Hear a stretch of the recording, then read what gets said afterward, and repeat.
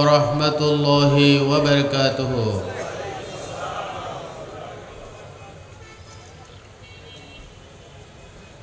إن الحمد لله والشكر لله والصلاة والسلام على رسول الله. فقد قال الله تعالى في شان حبيبه ونبيه مخبرا وآمرا: إن الله وملائكته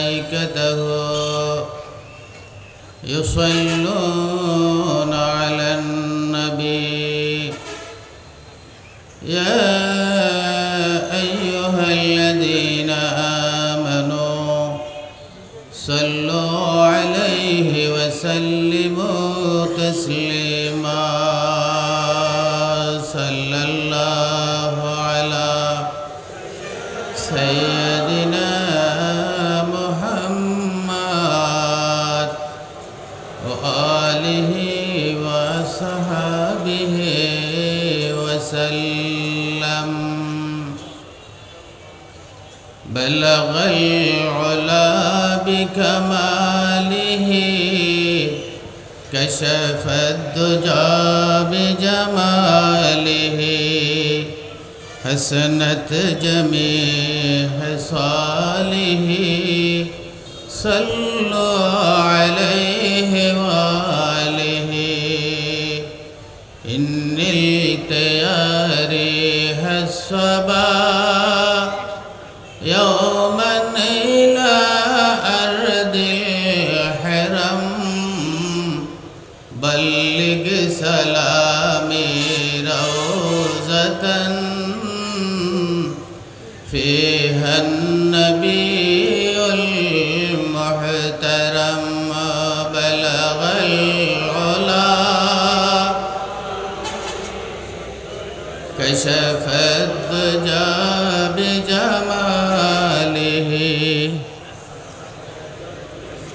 حسنت جميع خصاله. صلوا عليه وآله.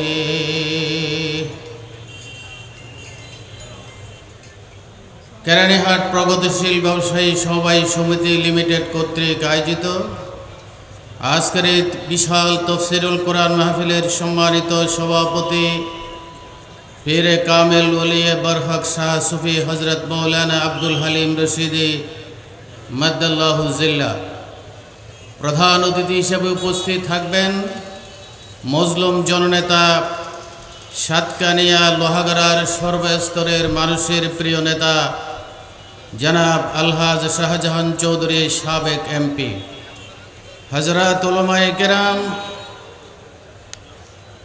কেরানীহাট প্রগতিশীল ব্যবসায়ী সমবায় লিমিটেডের সম্মানিত সভাপতি সদস্যবৃন্দ, শ্রদ্ধেয় উলামায়ে কেরাম, আমার সামনে উপস্থিত মুরব্বিয়ান এযাম, সম্মানিত সাংবাদিক বন্ধুগণ, মাইকের আওয়াজ যতটুকু যাচ্ছে সর্বস্তরের মুসলিম তৌহিদি জনতা, মা ও বোনেরা, আমি আবার বলছি আসসালামু আলাইকুম ওয়া রাহমাতুল্লাহি ওয়া বারাকাতুহু।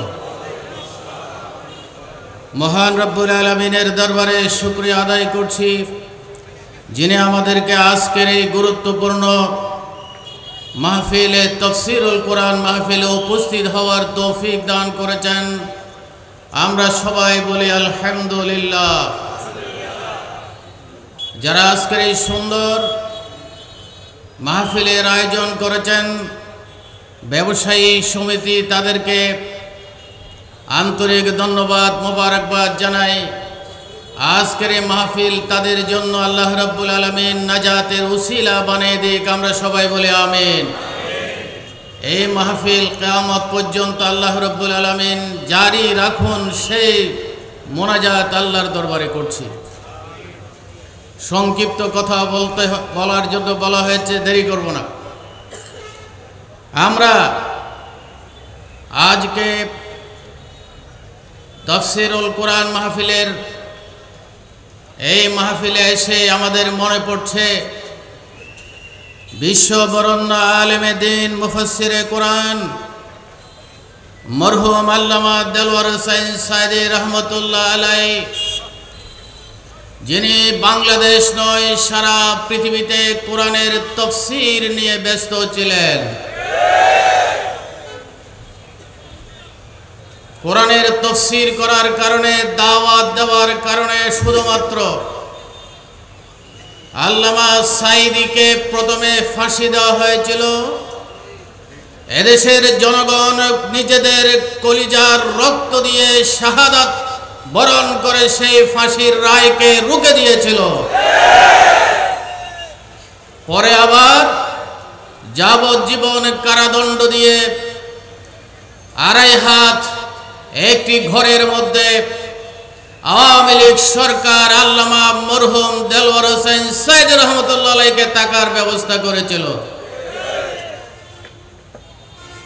পরিশেষে সেখান থেকে নিয়ে তাকে হসপিটালে ইনজেকশন দিয়ে শাহাদাতের হত্যা করা হয়েছে। এবং ওনার জীবনে আশা ছিল, যেখানে তিনি তাফসীর করেছেন, বলেছেন রব্বুল আলামিন তুমি আমার এই শাহাদাতের মৃত্যু দিও। আল্লাহ রাব্বুল আলামিন পবিত্র কোরআনে বলেছেন, ওয়ালা তাকুলু লিমান ইউকতালু ফি সাবিলিল্লাহি আমওয়াত বাল আহইয়াউ ওয়ালাকিন লা তাশউরুন। যারা আল্লাহর জমিনে কোরআন কায়েমের জন্য, ইসলাম কায়েমের জন্য, ন্যায় প্রতিষ্ঠার জন্য, আল্লাহর দ্বীন কায়েম করার জন্য নিজের জীবন দেবে, শাহাদাত বরণ করবে, তোমরা তাদেরকে মৃত বলবে না। তারা আল্লাহর কাছে জীবিত, তারা বেহেশতের মধ্যে রিজিক গ্রহণ করছে।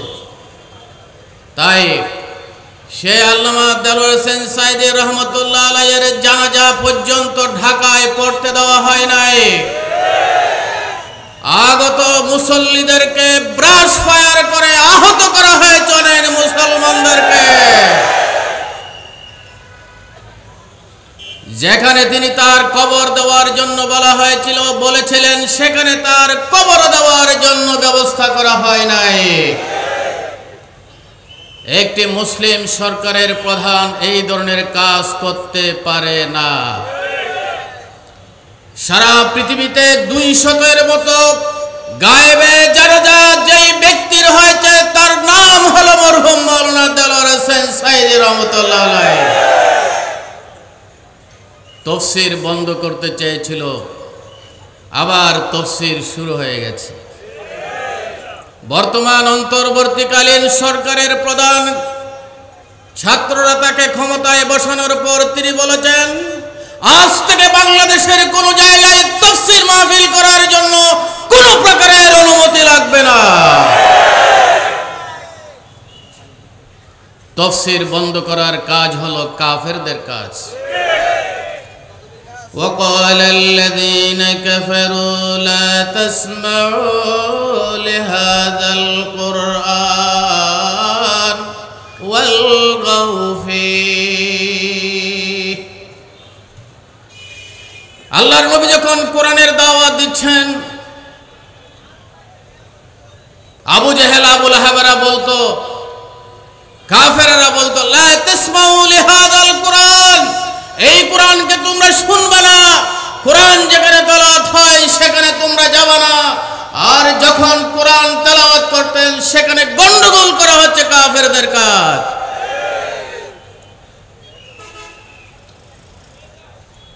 তাই যারা কোরআনের বিরোধিতা করে, কোরআনকে বন্ধ করে দিতে চায়, তাদেরকে আল্লাহ রাব্বুল আলামিন ছাড় দেন না। নমরুদকে ছাড় দেয় নাই, ফেরাউনকে ছাড় দেয় নাই, আবু জেহেল, আবু লাহাব যারা যুগে যুগে ইসলামের বিরোধিতা করেছে, সকলের অবস্থা যেমন হয়েছে, অতীতে যারা আমাদেরকে কোরআনের কথা বলতে দেয় নাই, ইসলামের কথা বলতে দেয় নাই, এবং যারা ওই বাংলাদেশ জামাত ইসলামের সংবিধানে আল্লাহর প্রতি অবিচল বিশ্বাস ও আস্থা থাকার কারণে জামাত ইসলামের নিবন্ধনকে বাতিল আল্লাহ রাব্বুল আলামিন তাদেরকে বাংলাদেশ থেকে বিতাড়িত করেছে। এই বাংলাদেশের জমিনে কমিউনিস্ট পার্টিরা রাজনীতি করতে পারে, জাসদ বাসদ রাজনীতি করতে পারে, সমাজতন্ত্র ধর্মনিরপেক্ষতার নাম দিয়ে রাজনীতি করতে পারে, আর জামাত ইসলামীর সংবিধানে আল্লাহর নাম থাকার কারণে ওই নিবন্ধন বাতিল করে দেওয়া হবে, এই সিদ্ধান্ত বাংলাদেশের জনগণ মানে না। যেই সংবিধানে বর্তমান যেই সংবিধান আছে সেই সংবিধানে ইসলামের নাম নেই।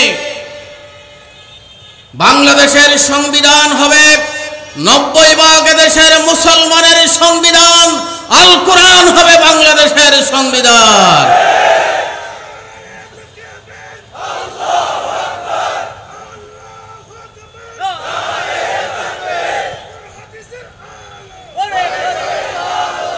এই সংবিধানে আছে সমাজতন্ত্র। 72-এর সংবিধান যে গুটি কয়েক ব্যক্তি তৈরি করেছিল, এই সংবিধানে আছে সমাজতন্ত্র, ধর্মনিরপেক্ষতাবাদ। মুসলমানরা কখনো সমাজতন্ত্র গ্রহণ করতে পারে না, ধর্মনিরপেক্ষতা গ্রহণ করতে পারে না। ভারত ধর্মনিরপেক্ষ রাষ্ট্র, তারা ধর্মনিরপেক্ষ রাখুক, সেটা তাদের বিষয়। রাশিয়া, চীন তারা সমাজতন্ত্র মানে সেখানে করুক। আমেরিকা সেখানে পুঁজিবাদ বাস্তবায়ন করতে চায়, সেখানে করুক। কিন্তু 90% মুসলমানদের এলাকায় যারা সমাজতন্ত্র এবং ধর্মনিরপেক্ষতা জোর করে ছাপিয়ে দিয়েছিল, রাতের অন্ধকারে ভোট চুরি করে জনগণের অধিকার কেড়ে নিয়েছিল, সেই সংবিধান বাংলার জনগণ মানে না।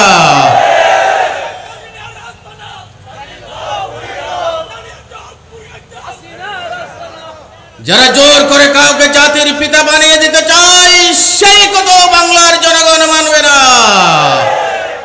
জাতির পিতা কে হবে সেটি আল্লাহ রাব্বুল আলামিন পবিত্র কোরআনে বলেছেন, মিল্লাতা বিকুম ইব্রাহিম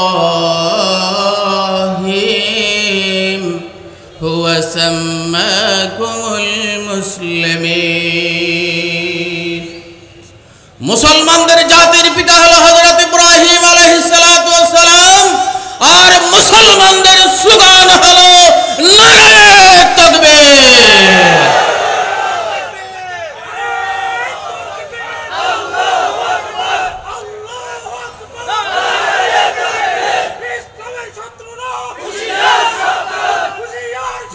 যারা নারে তাকবীরের স্লোগানকে বাংলাদেশ থেকে উৎখাত করে দিয়েছিল, ভারতের স্লোগান জয় বাংলা দিয়ে বাংলাদেশের যুবককে ধ্বংস করেছিল, সেই স্লোগান বাংলার জনগণ মানে না। আর আমাদের জাতির পিতা হলো, আমাদের পরিচয় হলো আমরা মুসলমান। নো ইস নো এস, Islam is the best, Islam is the complete code of life. We need Muslim country, we need Muslim economy, we need Muslim education, we need Muslim law.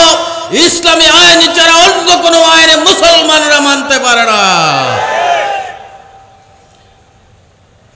আল্লাহ রাব্বুল আলামিন পবিত্র কোরআনে বলেছেন, وَمَن لَّمْ يَحْكُم بِمَا أَنزَلَ اللَّهُ فَأُولَٰئِكَ هُمُ الْكَافِرُونَ। অন্য জায়গায় বলেছেন, وَمَن لَّمْ يَحْكُم بِمَا أَنزَلَ اللَّهُ فَأُولَٰئِكَ هُمُ الْفَاسِقُونَ। আল্লাহর পক্ষ থেকে প্রেরিত কোরআন, আল্লাহর আইন থাকা অবস্থায় মুসলমানরা অন্য কোনো আইন মানতে পারে না, এবং আল্লাহর দেওয়া সেই কোরআন অনুযায়ী দেশ চলবে। যেমনি ভাবে আল্লাহর প্রিয় নবী মুহাম্মদুর রাসূলুল্লাহ সাল্লাল্লাহু আলাইহি ওয়াসাল্লাম কোরআনের মাধ্যমে মক্কা মদিনা সহ সারা শান্তির নগরীতে পরিণত করেছিলেন শুধুমাত্র কোরআনের মাধ্যমে। যালিকাল কিতাবু লা রাইবা ফীহি হুদাল লিল মুত্তাকিন। ওই কিতাব, ওই কোরআন, লা রাইবা ফীহি, যে কোরআনে কোনো সন্দেহ নাই, হুদাল লিল মুত্তাকিন, এটি হচ্ছে মুত্তাকিদের জন্য constitution. That book there is no doubt, it is constitution for মুত্তাকি, ফর মুসলিম উম্মাহ। মুসলিম উম্মার জন্য সংবিধান হলো আল্লাহর পক্ষ থেকে প্রেরিত সেই কোরআন। দীর্ঘদিন বাংলাদেশের জমিন থেকে কোরআন উৎখাত করার জন্য ষড়যন্ত্র হয়েছে। বাংলাদেশের উলামায়ে কেরামকে ফাঁসির মঞ্চে ঝুলানো হয়েছে। বাংলাদেশের ইসলামের কথা যারা বলে তাদেরকে বন্দী করা হয়েছে, গ্রেফতার করা হয়েছে, শহীদ করা হয়েছে। ওই আইনাগর বানিয়ে দেশের মুসলমান উলামায়ে কেরামকে দেশ থেকে নিঃশেষ করার জন্য ষড়যন্ত্র হয়েছিল। কিন্তু বাংলাদেশের জনগণ সেটি রুখে দিয়েছে। এদেশের ছাত্র সমাজ যারা গণতন্ত্রের জন্য জীবন দিয়েছে, যারা আমাদের কলিজার টুকরা, যারা ন্যায়ের জন্য, ইনসাফের জন্য, বৈষম্যহীন একটি সমাজ গড়ার জন্য আন্দোলন করেছে, তাদের উপর নিচ থেকে গুলি করা হয়েছে, ছাদ থেকে গুলি করা হয়েছে, আকাশের উপর বিমান থেকে গুলি করে দেশের ছাত্র সমাজকে হত্যা করা হয়েছে। পৃথিবীর ইতিহাসে এই ধরনের কোনো হত্যাকাণ্ড সংগঠিত হয়নি। তাই এই সকল হত্যাকাণ্ড বন্ধ করার জন্য, এবং অতীতে বারবার এই বাংলাদেশ দুর্নীতিতে চ্যাম্পিয়ন হয়েছে, সন্ত্রাসে চ্যাম্পিয়ন হয়েছে, এবং এই দেশের কোটি কোটি টাকা বিদেশে পাচার করা হয়েছে। আমার জন্মভূমি বাংলাদেশকে যদি আমরা সুন্দরভাবে চালাতে চাই, দর্শন মুক্ত করতে চাই, এবং সুদ মুক্ত করতে চাই, ছাঁদাবাজ মুক্ত করতে চাই, ওই হত্যাকাণ্ড বন্ধ করতে চাই, শান্তির দেশে পরিণত করতে চাই, তাহলে আল্লাহর পক্ষ থেকে প্রেরিত সেই কোরআন ছাড়া অন্য কোনো পথেই বাংলাদেশে শান্তি আসতে পারে না। তাই যারা ইসলামের কথা বলে, ইসলাম কায়েম করতে চায়, তাদেরকে কেউ যদি ফুৎকারে উড়িয়ে দিতে চায়, তারা ফুৎকারে উড়িয়ে যাবে না। আল্লাহ রাব্বুল আলামিন বলেছেন, ইউরিদুনা লিইউতফিউ নূরাল্লাহি বিআফওয়াহিহিম ওয়াল্লাহু মুতিম্মু নূরিহি ওয়ালাউ কারিহাল কাফিরুন। তারা আল্লাহর নূরকে ফুৎকারে উড়িয়ে দিতে চায়, ইসলামকে উড়িয়ে দিতে চায়। ওয়াল্লাহু মুতিম্মু নূরি, আল্লাহ তার নূর কোরআন ইসলামকে পরিপূর্ণ করবেন। ওয়ালাউ কারিহাল কাফিরুন, যদিও কাফেররা সেটাকে করতে না দিতে চাইবে। তাই সম্মানিত ভাইরা আমার, ভালো মানুষ যদি ক্ষমতায় থাকে, চোর ডাকাত জেলে থাকে, আর খারাপ মানুষ যদি ক্ষমতায় থাকে, উলামায়ে কেরাম, মুসলমানেরা, মুসল্লিরা জেলখানায় থাকে। সেই পরিবেশ ছিল এতদিন। আমরা আমাদের বাংলাদেশকে যদি একটি শান্তির নগরীতে পরিণত করতে চাই, কোরআন ছাড়া কোনো বিকল্প নাই। যারা বলে আমরা শরিয়া মানি না, ইসলামের রাজনীতি নাই, তাদেরকে আমরা বলবো মাদ্রাসার বারান্দায় না গিয়ে শরীয়ত সম্পর্কে মন্তব্য করা সাজে না। কারণ আল্লাহর পক্ষ থেকে দেওয়া হয়েছে শরীয়ত, আল্লাহর পক্ষ থেকে দেওয়া হয়েছে ইসলাম। সেই ইসলাম হচ্ছে মুসলমানদের ধর্ম। ইন্নাদ দীনা ইনদাল্লাহিল ইসলাম। তাই আসুন, যে ইসলামের জন্য, কোরআন কায়েমের জন্য আল্লাহর নবী দান মোবারক শহীদ করেছেন, বদরের ময়দানে গিয়েছেন, উহুদের ময়দানে গিয়েছেন, খন্দকের ময়দানে গিয়েছেন, যুদ্ধকালীন সময়ে নামাজ কাজা করেছেন শুধুমাত্র ইসলাম কায়েমের জন্য। তাই আমরা যদি ঘরে বাহিরে প্রতিষ্ঠানে দেশের নগরীতে সব জায়গায় শান্তি পেতে চাই, ইসলাম ছাড়া কোনো পথ নাই।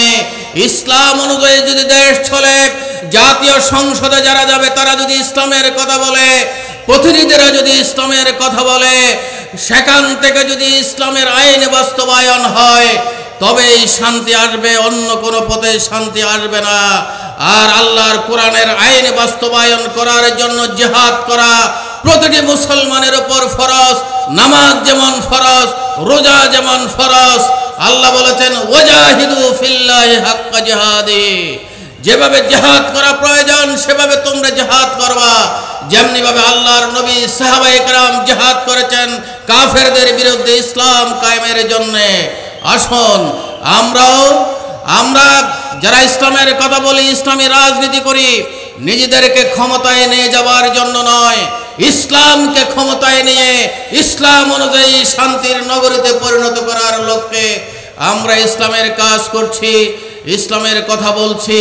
আজকের সিরাতুন নবীতে আমাদের শপথ হবে, যতক্ষণ পর্যন্ত এই বাংলাদেশের জমিনে কোরআন কায়েম হবে না, ততক্ষণ পর্যন্ত বাংলাদেশের মুসলমানরা যেই কোনো ধরনের কর্মসূচি, যেই কোনো ত্যাগ করতে বাধ্য থাকবো ইনশাআল্লাহ।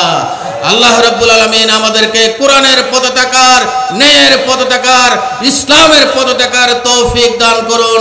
কোরআনের পথে আহ্বান জানিয়ে আপনাদেরকে আন্তরিক ধন্যবাদ, মোবারকবাদ জানিয়ে আমার কথা শেষ করছি। ওমা তৌফিক ইল্লা বিল্লাহ।